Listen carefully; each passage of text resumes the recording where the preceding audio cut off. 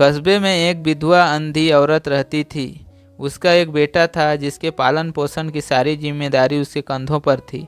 वह अपने बेटे को पढ़ा लिखा कर एक बहुत बड़ा आदमी बनाना चाहती थी, इसलिए उसने उसका दाखिला कस्बे के सबसे अच्छे स्कूल में किया। वह दिन रात मेहनत करती ताकि बेटे की स्कूल की फीस दे सके। लड़के के स्कूल के बच्चे उसकी माँ के बारे में जानते थे। वे सब उसे अंधी का बेटा कहकर बुलाते थे, चिढ़ाते थे। इससे लड़का बहुत परेशान था। उसे अपनी माँ पर शर्म आने लगी थी। वह उसके साथ कहीं भी आने जाने से कतराने लगा था।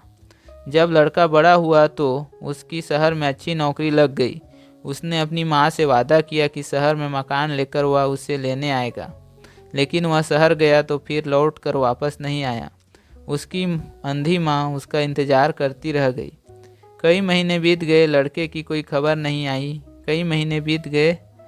इसके कारण अंधी एक दिन उससे रहा नहीं गया और वह बेटे से मिलने शहर पहुंच गई।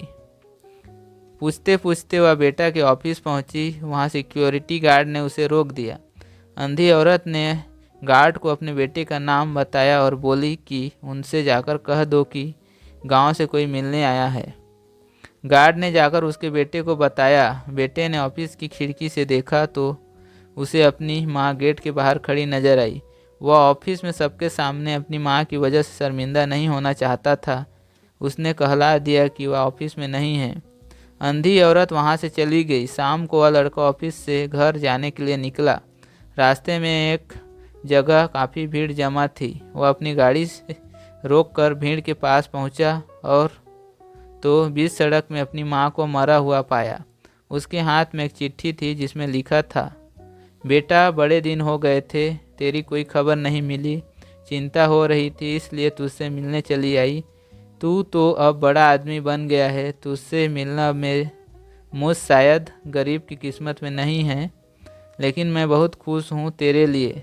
तूने अपना ही नहीं मेरा भी सपना पूरा किया है।